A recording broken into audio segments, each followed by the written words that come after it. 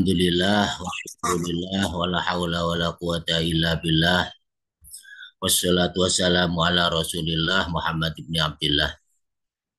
Alhamdulillah, segala puji milik Allah subhanahu wa ta'ala atas segala limpahan karunia-Nya.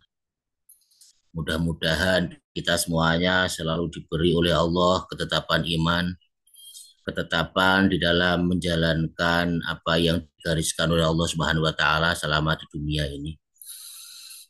Salawat dan salam mudah-mudahan tercurah limpahkan kepada junjungan kita, panutan kita, idola kita, Rasulullah Muhammad Shallallahu Alaihi Wasallam, hamba Allah yang dipilih oleh Allah Subhanahu Wa Taala untuk menyampaikan wahyu dari Allah Subhanahu Wa Taala kepada umat manusia.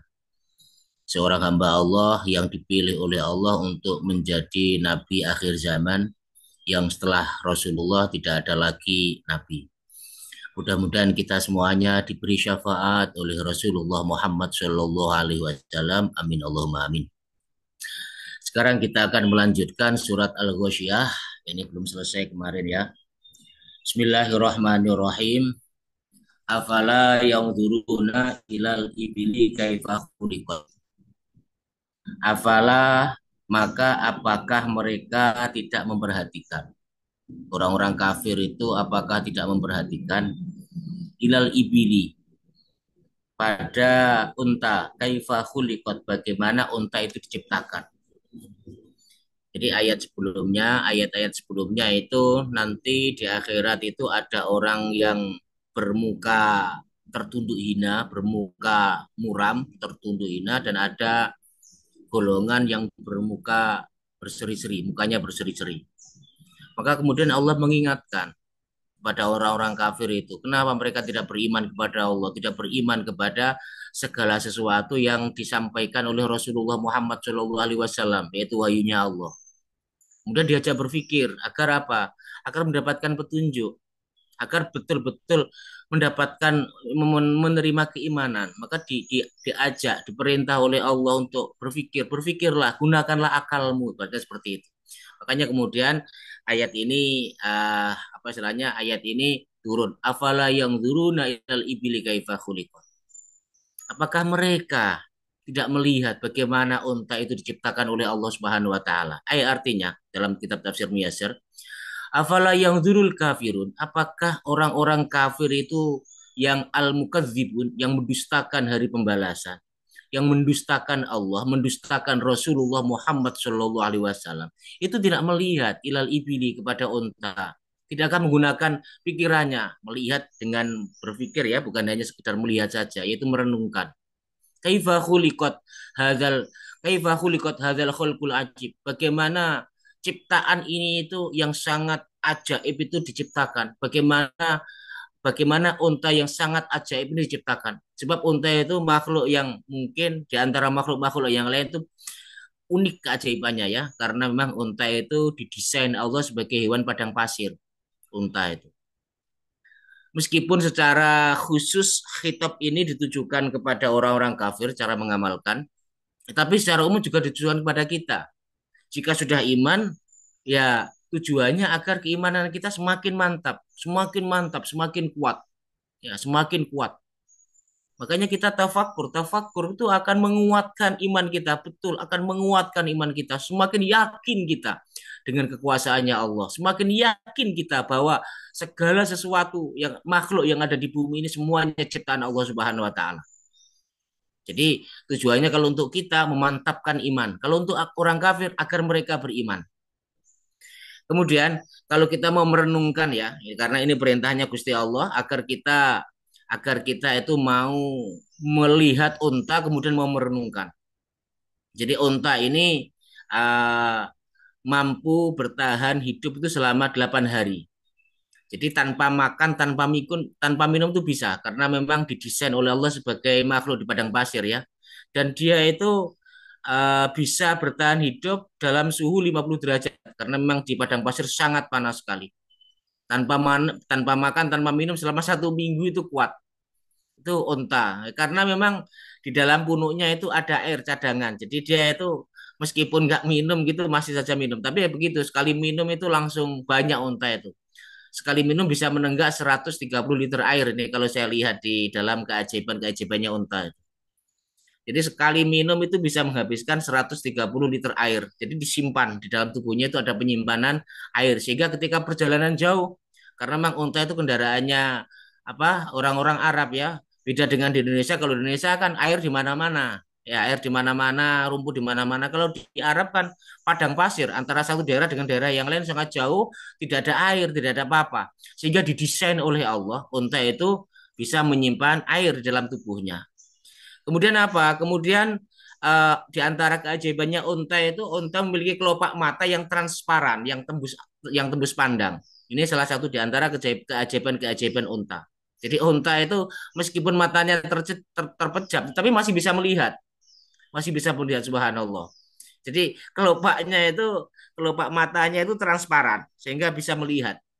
Ini berfungsi di padang pasir itu saya itu lama ya, cukup lama berada di Mesir, tahu tahu betul bagaimana kondisi padang pasir. Kalau sudah hujan debu itu Mas Agung, kalau sudah hujan debu itu sudah jadi kabut, gelap. Luar tuh gelap tuh isinya bukan air tapi debu semuanya. Jadi kalau sudah hujan debu itu hampir semua mobil-mobil di jalan itu tertutup oleh debu. Banyak debu sekali, debu yang kecil-kecil itu. Kalau kita jalan, kalau nggak menggunakan kacamata, itu kita apa itu debunya bisa masuk. Kemudian kita kalau tidak menggunakan masker, kita bisa batuk-batuk karena memang hujan debu. Namanya hujan debu kalau di Mesir itu. Jadi itu sering terjadi kalau musim panas. Makanya Allah Subhanahu wa taala melengkapi hewan onta itu dengan kelopak mata yang transparan yang bisa melihat. Jadi meskipun dengan memejamkan mata itu onta bisa jalan, tahu tahu jalan karena transparan. Subhanallah ini kan didesain oleh Allah memang hewan ini untuk hidup di padang pasir sehingga apa orang-orang pada zaman dahulu ketika bepergian itu ontanya tidak berhenti meskipun ada badai di padang pasir dan itu kalau di padang pasir sering terjadi badai apa itu angin yang membawa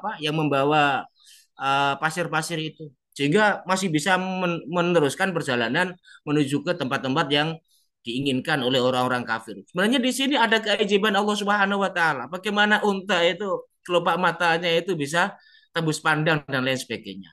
Kemudian hidungnya unta juga seperti itu. Hidungnya unta itu ada penutup khusus.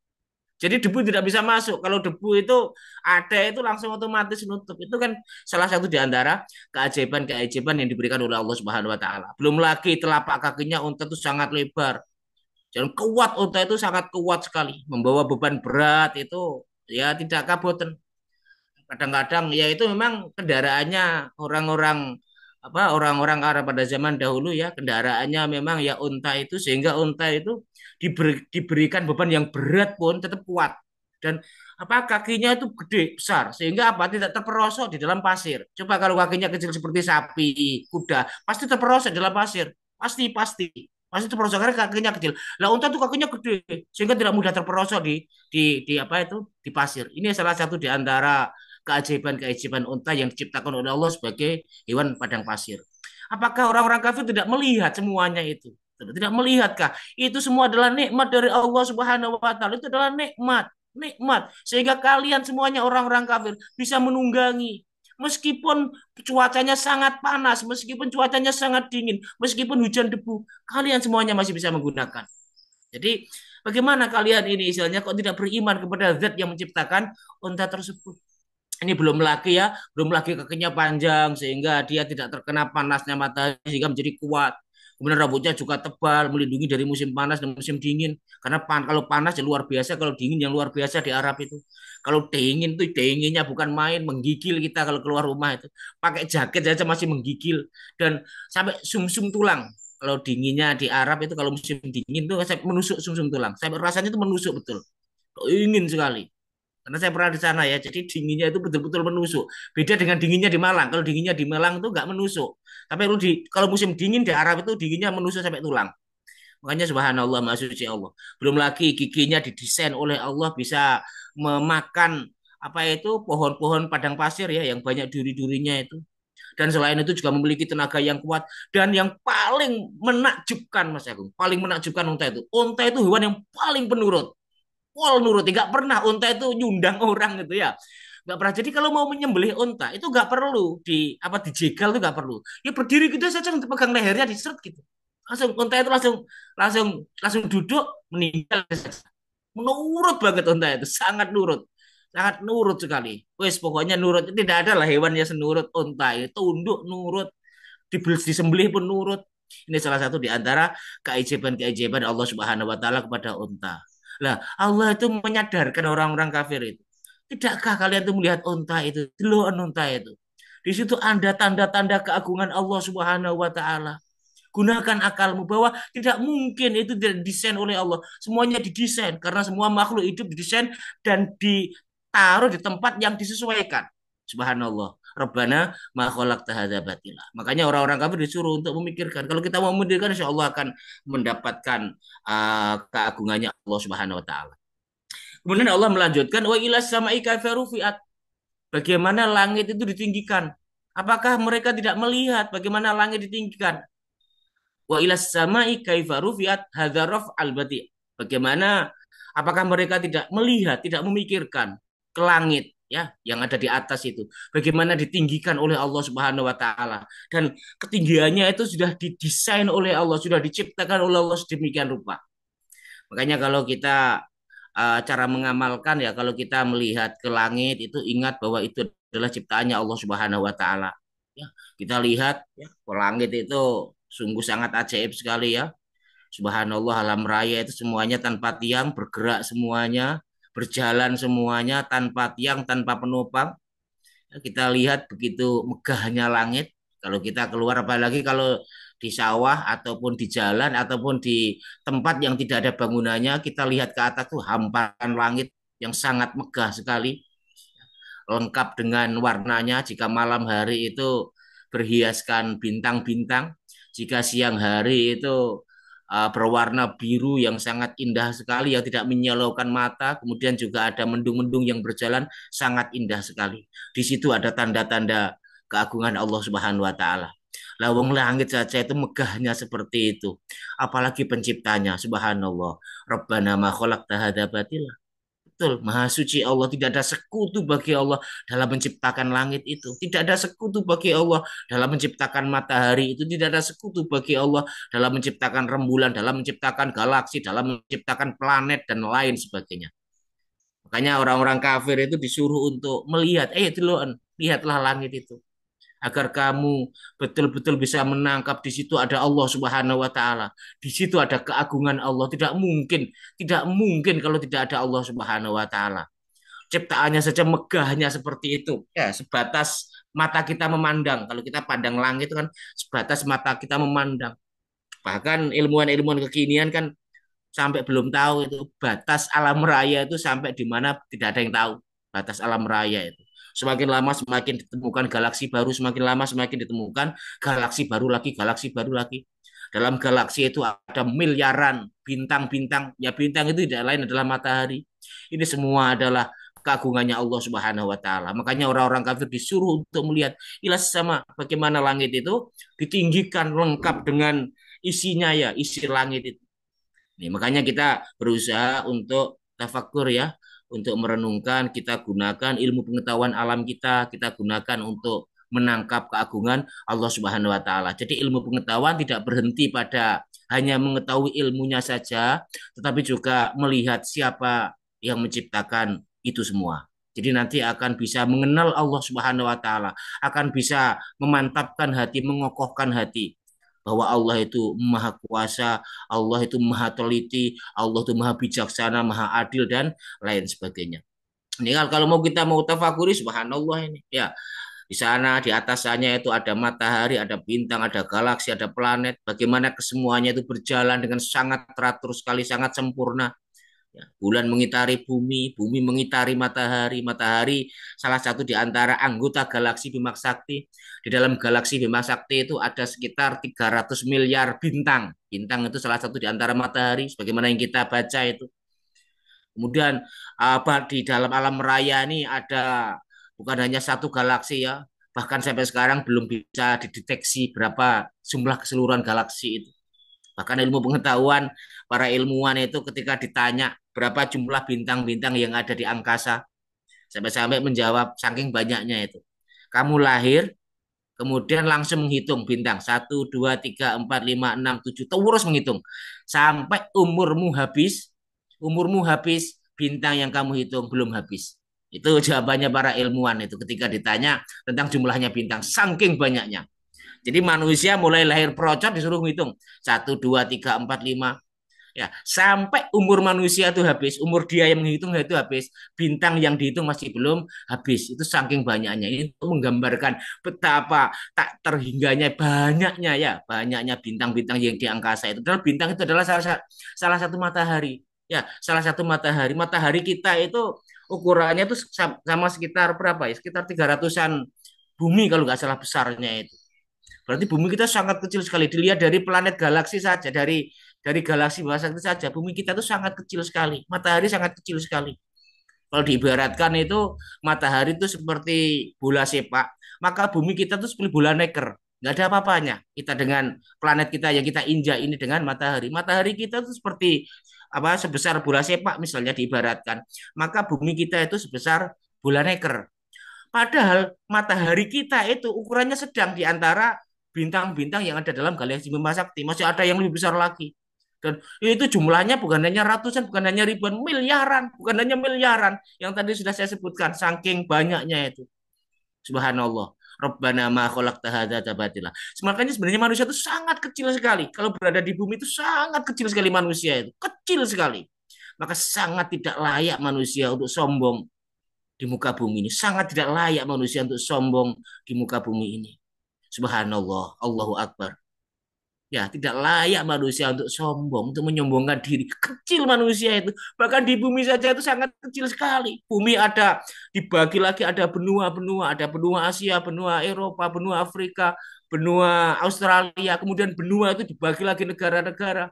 Ya, ada lagi bagian Asia Tenggara, dibagi lagi dalam negara itu ada provinsi-provinsi, provinsi dibagi lagi ada kabupaten-kabupaten, dibagi lagi ada wilayah kecamatan sampai ke desa sampai ke rumah yang tempat kita tinggali. Betapa kecilnya kita di hadapan Allah Subhanahu wa taala. Jangankan di hadapan Allah, jangankan di hadapan Allah, di alam raya ini loh. Jangankan kita, bumi kita saja sangat kecil sekali, nggak ada apa-apanya. Apalagi di hadapan Allah yang menciptakan semuanya. Subhanallah Rabbana ma khalaqta hadza batila. Sungguh sangat layak manusia tidak untuk sombong di hadapan Allah. Sungguh sangat tidak layak sekali. Manusia angkuh, sombong, tidak mau beriman kepada Allah Subhanahu wa taala. Betul-betul sungguh sangat sombong manusia. Jika tidak mengetahui dirinya, tidak mengetahui bumi yang diinjak, tidak mengetahui kebesaran Allah Subhanahu wa taala. Makanya kalau orang tuh mau tafakur, mau melihat subhanallah, Rabbana ma khalaqta hadza batila. Tidak sia-sia engkau ciptakan semua ini ya Allah. Dia pasti akan tersungkur sujud di hadapan Allah Subhanahu wa taala dan yang menciptakan semuanya. Alam raya yang begitu luas, begitu besar. Apalagi penciptanya, apalagi zat yang maha tunggal yang kekuasaannya tidak tertandingi oleh siapapun. Allah Subhanahu wa taala.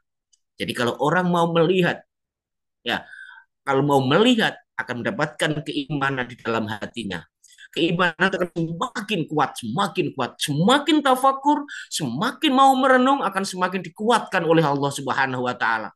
Sehingga sholat terasa nikmat, puasa terasa nikmat, menjalankan perintahnya zat yang menciptakan alam raya ini, Allah Subhanahu wa taala. Makanya orang kafir diajak, ayolah lihat langit itu, kamu akan menemukan keagungannya Allah Subhanahu wa taala sehingga kamu tidak akan mengingkari Allah Subhanahu wa taala. Kemudian Allah Subhanahu wa taala melanjutkan, wa ilal jibali kaifa nusibat? Wa ilal jibali. Apakah mereka orang-orang kafir juga tidak melihat gunung-gunung itu? Kaifa nusibat? Bagaimana gunung itu ditegakkan? Makanya kalau kita lihat gunung itu kita ingat Allah yang menciptakan. Coba ya kalau mau kita renungkan ya. Itu unduk-undukan itu ada batu, ada pasir. Sopo sing ngunduk-ngunduk nih itu. Subhanallah. Sopo sing ngunduk-ngunduk nih pertama kali itu. Jadi wa ilal jibali kaifa nusibat dalam tafsir Muyasar ya. Wa ilal jibali dan apakah mereka tidak melihat kepada gunung itu? Kaifa nusibat? Bagaimana gunung itu ditegakkan oleh Allah, dipancangkan. Lihat tuh. Gunung gagah kayak ngono ya. Gagahnya seperti itu. Saya kalau melihat ke Malang tuh sering melihat gunung itu. Subhanallah, ya, tegak menjulang tinggi. Siapa yang membuat itu? Masya Allah. Siapa yang membuat itu? Subhanallah. Ya, subhanallah. Makanya kita disuruh oleh Allah untuk memperhatikan ya, deloken gunung iku, deloken langit iku. Kamu akan menemukan aku, menemukan Allah, ya. Kamu akan menemukan aku, menemukan kebesaranku dan lain sebagainya. Betul, orang kalau mau tafakur, mau melihat dengan merenung, dia akan mendapatkan kemahakuasaannya Allah Subhanahu wa taala. Ya. Kemudian bagaimana bumi itu dikokohkan oleh Allah Subhanahu wa taala sehingga bumi menjadi sehingga dengan adanya gunung itu bumi menjadi kokoh, bumi menjadi stabil. Subhanallah. Ya, ini.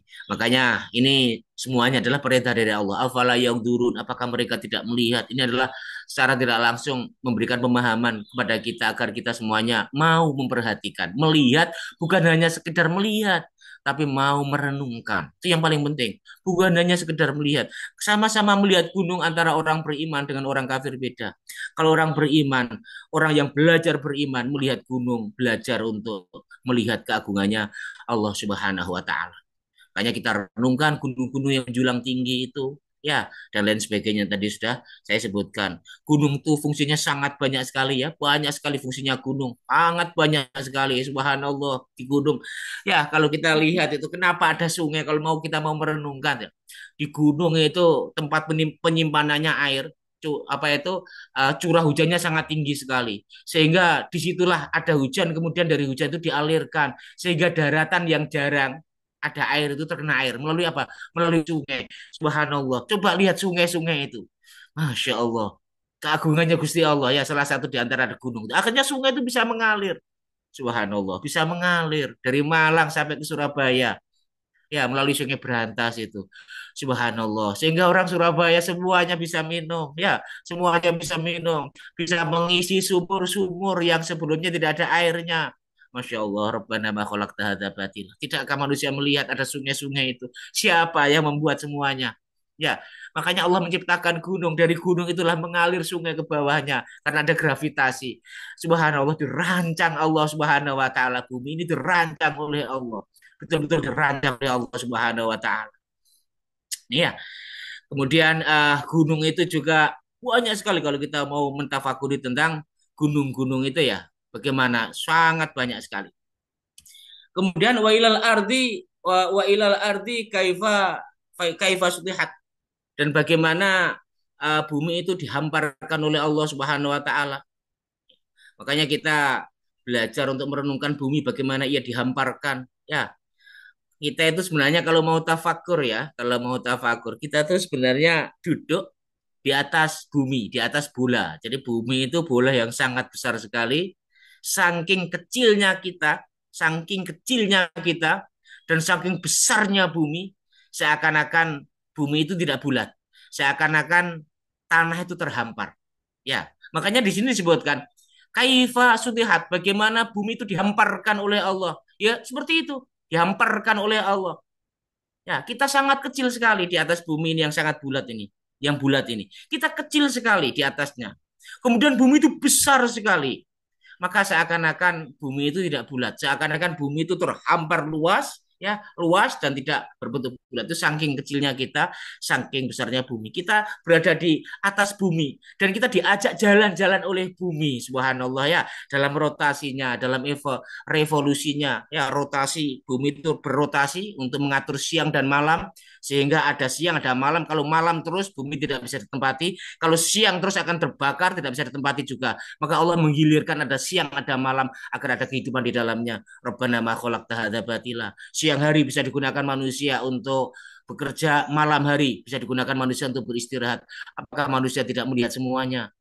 Kemudian bumi itu selain berotasi juga dia mengelilingi matahari, namanya revolusi. Subhanallah Januari, Februari, April, Mei, Juni, Juli sampai Desember untuk mengatur musim. Ada musim hujan, ada musim kemarau. Rabbana ma khalaqta hadza batila dengan memiringkan bumi beberapa derajat sehingga kalau musim dingin di utara, di kutub utara, musim panas di kutub selatan. Kalau musim dingin di kutub selatan, musim panas di kutub utara. Digilirkan oleh Allah Subhanahu wa taala agar ada kehidupan. Ya, agar ada kehidupan. Ada kata sumbu bumi nggak miring, nggak ada kehidupan, nggak ada kehidupan. Katulistiwa akan terbakar, mara kutub-kutub akan menjadi dingin membeku.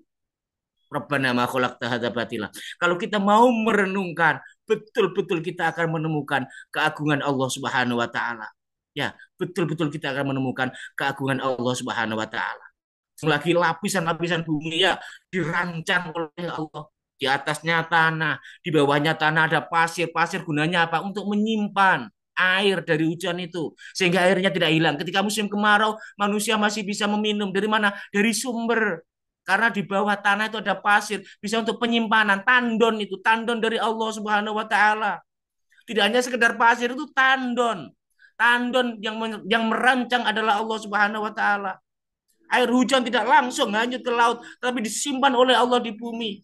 Sehingga sumur-sumur menyumber kembali, bersumber kembali. Rabbana ma khalaqta hadza batila. Tidak sia-sia ya Allah menciptakan semuanya. Kemudian di bawahnya pasir ada batu-batu, di bawahnya batu-batu ada lapisan lumpur dan lain sebagainya sampai pada kerak bumi, sampai pada lempeng bumi. Subhanallah. Di bawahnya itu baru ada sesuatu yang sangat panas sekali, magma dan lain sebagainya. Sehingga Rabbana ma khalaqta hadza batila. Tidak sia-sia Allah menciptakan semuanya, tidak sia-sia. Betul-betul tidak sia-sia Allah menciptakan semuanya. Semuanya disusun sedemikian rupa. Rabbana ma khalaqta hadza batila. Maha sempurna Allah. Betul-betul maha sempurna. Ciptaannya saja sempurna ya, apalagi zat yang menciptakan. Sungguh maha sempurna Allah Subhanahu wa taala. Kemudian kita lanjutkan. Fadzakir innama anta mudzakir. Fadzakir, maka berilah peringatan Muhammad. Karena sesungguhnya kamu hanyalah orang yang memberi peringatan. Ini Rasul suruh untuk dakwah, tetap dakwahlah. Meskipun mendapatkan pertentangan dari orang-orang kafir. Ya, yang tidak mengimani keberadaan Allah, yang tidak mengimani keagungannya Gusti Allah, yang tidak mengimani tentang keajaiban-keajaiban dalam unta, keajaiban dalam langit, keajaiban dalam bumi. Tetaplah kamu beri peringatan Muhammad. Ya, jangan putus asa. Beri peringatan, terus beri peringatan. Meskipun mendapatkan pertentangan. Makanya wa'id ayyuhar rasul. Maka berilah nasihat wahai Rasul. Al-mu'arridin, orang-orang yang berpaling itu. Orang-orang yang berpaling itu, yang menolak ajakanmu itu, tetap beri peringatan. Bima ursil tabi ilaika. Sebab bima dengan apa yang ursil tabi ilaihim. Sebagaimana yang kamu bawa. Ya, sebagaimana yang ursilta yang diutus kepadamu untuk mereka semuanya. Tetap sampaikan wahyunya Allah Subhanahu wa taala. Tetap sampaikan meskipun mereka itu berpaling, meskipun mereka itu menolak, tetap sampaikan saja. Jadi cara mengamalkan bagaimana? Ya pokoknya kita belajar mencontoh Rasulullah ya. Jika mampu ya sesuai dengan kemampuan, ya kita sampaikan apa yang datangnya dari Allah Subhanahu wa taala. Ya jangankan kita, nabi saja tidak bisa menjadikan orang-orang kafir itu beriman, apalagi kita. Nabi saja tidak bisa, apalagi kita. Karena apa? Karena hidayah itu Allah Subhanahu wa taala yang memberi. Makanya nabi itu hanya sebatas menyampaikan dan menasihati sesuai dengan wahyu terimanya. Hanya sebatas menyampaikan saja. Urusan mereka mau beriman atau tidak itu bukan urusan nabi. Itu adalah urusannya Allah Subhanahu wa taala. Kewajiban nabi hanya menyampaikan hidayah dari Allah Subhanahu wa taala. Kemudian kita belajar mencontoh Nabi tadi sebagaimana sudah saya jelaskan, kita belajar menyampaikan sebisa-bisanya ya kepada anak kita, kepada istri kita. Kita ajak beriman kepada Allah Subhanahu wa taala. Kita ajak untuk bersujud kepada Allah. Ya anak-anak kita, suami kita, istri kita, ayo diajak untuk sholat, ayo sholat, ayo sholat. Kita tuh kecil, ya kita tuh kecil sekali, sangat kecil kita itu, ya sangat layak orang yang sangat makhluknya Gusti Allah yang sangat kecil ini sangat layak untuk tidak bersujud kepada Allah, sangat tidak layak sekali. Ayo bersujud kepada Allah, ayo bersujud kepada Zat yang menciptakan bumi, ayo bersujud kepada Zat yang memberi kita makan, memberi kita minum, yang memberi kita matahari, yang memberi kita bumi dan lain sebagainya. Mengenai yang kita ajak itu mau apa tidak, ya itu bukan urusan kita. Itu adalah urusannya Allah Subhanahu wa taala. Kita serahkan kepada Allah Subhanahu wa taala. Ya, pokoknya kewajiban kewajiban kita itu mengajak kepada siapa? Utamanya kepada orang-orang dekat kita ya. Anak-anak kita nasihati ya. Anak-anak kita nasihati, kita ajak menuju keimanan. Jangan hanya diberi ilmu pengetahuan umum saja. Jangan hanya dibekali ilmu ilmu dunia saja. Bekalilah untuk ilmu akhirat ya. Bekalilah mereka keimanan mereka, bekalilah ya, bekalilah untuk akhlak mereka, bekali untuk keimanan mereka. agar mereka nanti menjadi generasi-generasi pecinta-pecinta Allah, generasi yang mengagungkan Gusti Allah, berilmu dan beriman. Bukan hanya berilmu tok, berilmu dan beriman. Amin Allahumma amin. Mudah-mudahan Allah Subhanahu wa taala membimbing kita semuanya, membimbing anak-anak kita semuanya. Amin Allahumma amin. Sehingga bukan hanya beriman, bukan hanya berilmu saja, tapi juga beriman kepada Allah Subhanahu wa taala, mengetahui siapa dirinya, ya, siapa dirinya dan siapa Tuhannya. Jadi mengetahui keagungan Allah Subhanahu wa taala. Kemudian Allah Subhanahu wa taala juga melanjutkan, lasta alaihim bimusaitir. Lasta alaihim. Engkau Muhammad tidak memiliki atas mereka bimusaitirin, kekuasaan. Engkau Muhammad tidak berkuasa atas mereka. Jadi ini sudah ditekankan oleh Allah. Kamu tidak bisa berkuasa mengatur mereka, Muhammad. Ya, mereka dapat hidayah apa tidak itu bukan urusanmu, ya, bukan urusanmu. Mereka mau beriman apa tidak itu bukan urusanmu. Pokoknya sampaikan saja, ya. Jangan sampai kamu bersedih. Wala tahzan ala i'radihim, ya Muhammad. Wala tahzan ala i'radihim.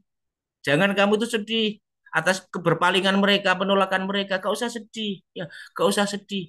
Innama anta wa'idun lahum. Sesungguhnya engkau Muhammad hanya sekedar memberi peringatan kepada mereka saja, yaitu orang-orang kafir Quraisy yang ada di Mekah itu. Engkau hanya wa'idun alaihim, engkau hanya pemberi peringatan saja. Engkau hanya pemberi nasihat saja kepada mereka. Ya. Walaisa alaika ikrim, engkau tidak boleh kamu, ya. Laisa alaika ikrohim, kamu tidak boleh memaksa mereka alal iman agar mau beriman. Tidak boleh kamu paksa orang beriman. Jadi iman kepada Allah tidak boleh dipaksa. Iman itu adalah sesuatu yang muncul dalam hati. Ya, bukan paksaan. Makanya kita kalau berdakwah tidak boleh memaksa orang lain. Ya. Makanya cara mengamalkan yang pertama kita belajar dan berusaha tidak bersedih hati ya ataupun kecewa misalnya saja ya ketika kita mengajak orang kok ditolak oleh orang yang kita ajak ya ya pokoknya kewajiban kita kita nasihati kita ajak mau apa enggak mau itu urusannya Allah Subhanahu Wa Taala. Pokoknya kita ajak gitu saja sudah. Mau apa tidak mau kita tetap diberi balasan oleh Allah Subhanahu Wa Taala. Kemudian yang kedua, dari sini dapat difahami bahwa segala sesuatu itu atas kuasa Allah, atas kehendak Allah. Makanya kita yakini kalau kita tidak punya kuasa menjadikan orang lain beriman, kita tidak punya kuasa. Kita hanya mengajak. Kalaupun mereka ikut kita bukan karena kita, tapi mereka diberi hidayah oleh Allah Subhanahu wa taala. Ya, diberi hidayah oleh Allah Subhanahu wa taala atas kehendak Allah, atas hidayah dari Allah Subhanahu wa taala. Kemudian dalam berdakwah kita hindari memaksa orang lain ya. Di sini saja sudah Allah menegaskan, lasta alaihim bimusaitir. Kamu bukanlah orang yang berkuasa atas mereka Muhammad. Kamu gak punya kekuasaan. Ya, makanya kita nggak usah memaksa orang lain agar ikut ajakan kita. Tidak boleh ada paksaan. La ikroha fiddin. Tidak ada paksaan dalam beragama. Mau ya silahkan. Ya, mau beriman, mau ikut ajakan kita ya silahkan. Tidak mau ikut juga tidak apa-apa ya. Tidak apa-apa, tidak masalah ya. Setiap orang hanya akan bertanggung jawab di hadapan Allah Subhanahu wa taala. Kemudian illa man tawalla wa kafar. Tetapi orang-orang kafir itu berpaling wa kafar dan kafir. Fa yu'adzibullahu al akbar. Maka Allah akan mengadabnya dengan adab yang besar. Lakin alladzi u'ridu anit tadzkir, tetapi orang-orang yang berpaling dari peringatan ini wal mau'izah, orang yang berpaling dari nasihat ini wa asarra ala kufri dan mereka mempertahankan kekafirannya ya tetap ya bersikukuh kafir tetap bersikukuh tidak mau beriman tetap apa ya kengket ya tidak mau bersikukuh kuat banget tidak mau tetap bersikukuh tidak mau sholat tidak mau zakat tidak mau puasa tetap bersikukuh tidak mau meyakini Rasulullah bersikukuh tidak mau bersikukuh tidak mau maka fayu'adzibullahu al akbar maka Allah nanti akan mengadab mereka bil adzabil akbar dengan adab yang sangat besar yaitu di akhirat kelak karena mereka semuanya dikasih peringatan disuruh untuk menggunakan akal tetapi tidak mau mengindahkan segala peringatan tidak mau menggunakan akal ya jadi makanya kita hindari berpaling ya dari peringatan ya kita pokoknya kita dengarkan nasihat kita ikuti kita jalankan sesuai dengan kemampuan ya sesuai dengan kemampuan Allah tidak membebani orang yang tidak mampu tidak membebani sak mampu nih sak isone itu adalah pesannya Rasulullah Muhammad Shallallahu Alaihi Wasallam sak mampu nih sak isone pokoknya kita belajar saja belajar terus meningkatkan nih kemudian kita takut ancaman Allah ya berupa berupa azab dari neraka. Mudah-mudahan kita semuanya dijauhkan oleh Allah dari nerakanya Allah Subhanahu wa taala dengan cara ya tadi beriman dan bertakwa, meningkatkan kualitas keimanan kita, meningkatkan kuantitas takwa kita kepada Allah Subhanahu wa taala. Kemudian inna ilaina iyabahum. Sesungguhnya kepada kamilah mereka orang-orang kafir itu kembali. Summa inna alaina hisabahum. Kemudian sesungguhnya kewajiban kamilah menghisap mereka. Artinya apa? Artinya semua orang kafir toh nanti akan kembali semuanya kepada Allah Subhanahu wa taala. Inna ilaina marji'uhum badal maut. Sesungguhnya kepada kamilah, kepada Allah lah marji'uhum. Mereka kembali badal maut setelah mati. Jadi setelah mati kita nanti akan kembali lagi kepada Allah. Baik itu orang beriman atau orang kafir, semuanya akan kembali kepada Allah saja, tidak kembali kepada yang lain. Summa inna alaina jazaum ala ma'amilu. Kemudian kewajiban kamilah memberi balasan kepada mereka atas segala apa yang mereka berbuat. Semuanya akan diberi balasan oleh Allah. Sekecil apapun amal akan diberi balasan oleh Allah. Termasuk orang-orang kafir. Sebab Tuhannya orang kafir sama dengan Tuhan kita. Siapa? Allah Subhanahu wa taala. Maka ya kita pasrahkan kepada Allah Subhanahu wa taala. Kemudian yang paling penting untuk kita semuanya jangan sampai ya kita hindari berusaha tidak menghisap orang lain ya. Jangan jangan senang menghisap orang lain, menilai orang lain. Jangan ya, cukuplah Allah saja yang menghisap. Kita sibuk saja menghisap diri kita sendiri. Ya, introspeksi. Jangan sampai kita metani orang lain. Kalau bisa kita petani diri kita sendiri. Sebab nanti di akhirat nanti kita hanya mempertanggungjawabkan amal kita, bukan amal orang lain. Kita petani pun nggak ada gunanya. Ya, nggak ada gunanya sama sekali. Justru malah mendatangkan dosa untuk kita. Makanya kita nggak usah metani orang lain ya. Kita belajar untuk metani awak dewi ya. Nggak usah sibuk memetani orang lain. Kalau sibuk memetani orang lain nanti kita nggak kober metani awak dewi. Dan kita yakini bahwa hisab itu nanti Allah yang menghisab, bukan kita. Tapi Allah nanti yang akan menghisab. Masing-masing mempertanggungjawabkan amal sendiri-sendiri. Itu mungkin Mas Akmal bisa saya sampaikan. Terima kasih. Terus sangat Ustaz atas pemaparan dari ayat ke-17 sampai dengan ayat ke-26 dari surah Al-Ghasyiyah ini. Monggo dari hadirin bila ada yang ingin ditanyakan atau didiskusikan bisa secara langsung atau melalui kolom chat ini.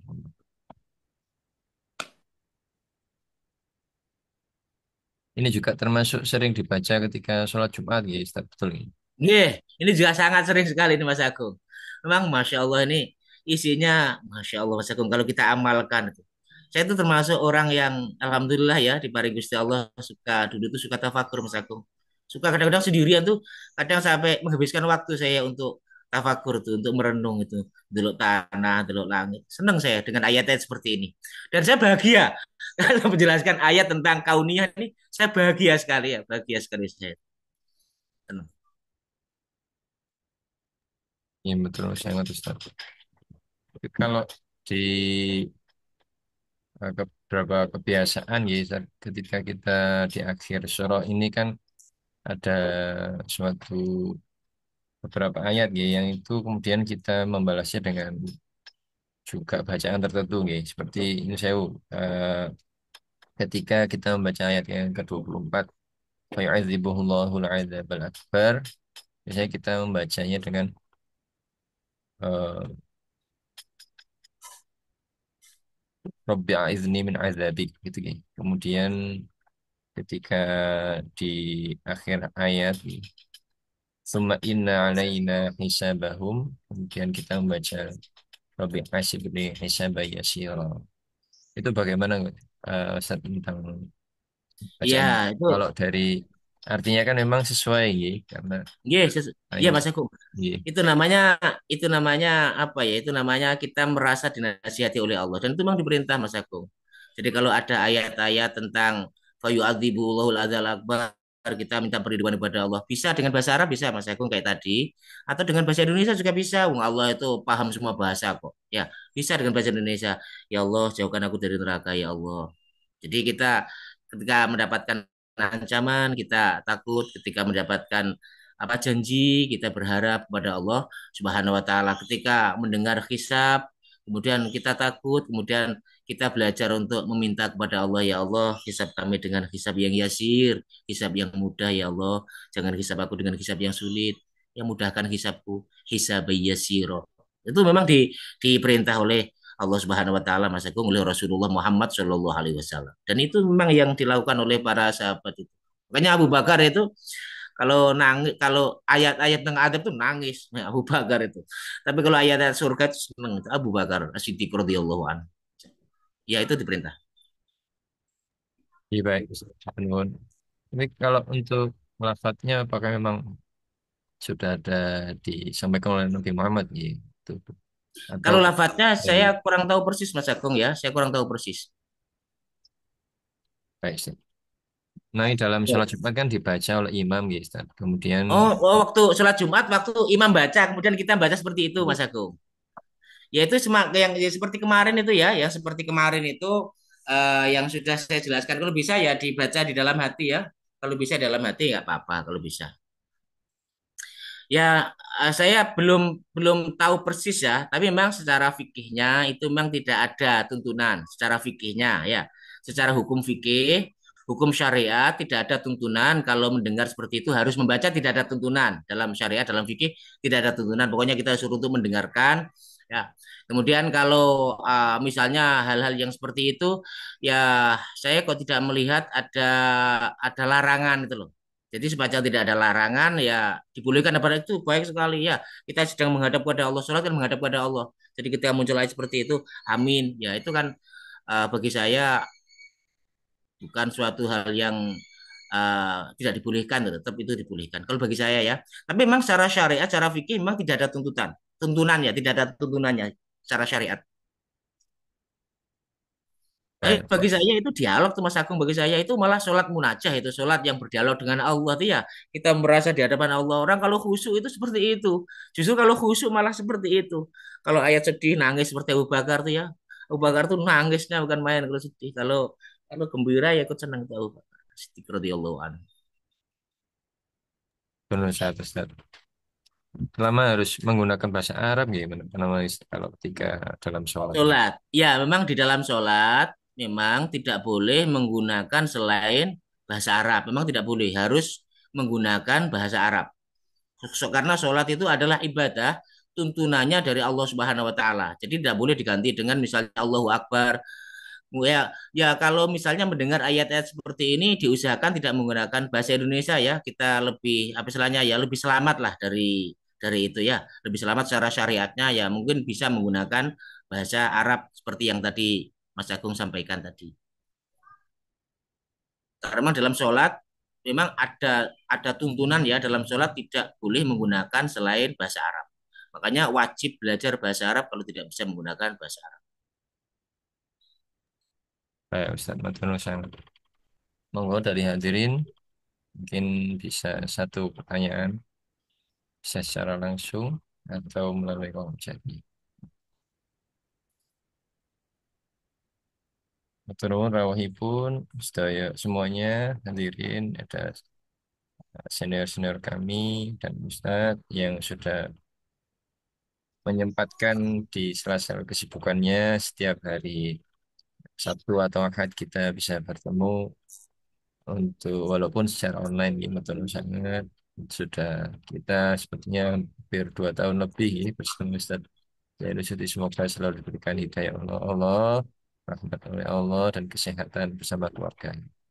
Mungkin apabila belum ada pertanyaan lagi, kita akhiri kajian pada pagi hari ini. Mohon untuk dapat berkenan memimpin doa. Betul. A'udzubillahi minasyaitonirrajim. Bismillahirrahmanirrahim. Allahumma sholli ala sayyidina Muhammad alhamdulillahirabbil alamin. Allahumma ighfir lana warhamna wahdina innaka antal ghafurur rahim. Allahumma anfa'na bima 'allamtana wa 'allimna ma yanfa'una wa zidna ilma. Rabbana la tuzigh qulubana ba'da idh hadaitana wa hab lana min ladunka rahmah innaka antal wahhab. Rabbana atina fid dunya hasanah wa fil akhirati hasanah wa qina adzabannar. Sallallahu ala sayyidina Muhammad alhamdulillahirabbil alamin. Kurang lebihnya saya mohon maaf yang sebesar-besarnya. Billahi taufiq wal hidayah wa ridho wal inayah. Wassalamualaikum warahmatullahi wabarakatuh. Waalaikumsalam warahmatullahi wabarakatuh. Matur nuwun. Kita akhiri dengan bacaan hamdalah. Alhamdulillahirabbil alamin. Istighfar. Astagfirullahaladzim. Astagfirullah. Dan doa kafarul majelis. Bismillahirrahmanirrahim. Subhanakallahumma wa bihamdika. Ashhadu an la ilaha illa anta astaghfiruka wa atubu ilaik. Terima kasih dan mohon maaf sebenarnya apabila ada kekurangan. Ihdinas siratal mustaqim. Wassalamualaikum warahmatullahi wabarakatuh.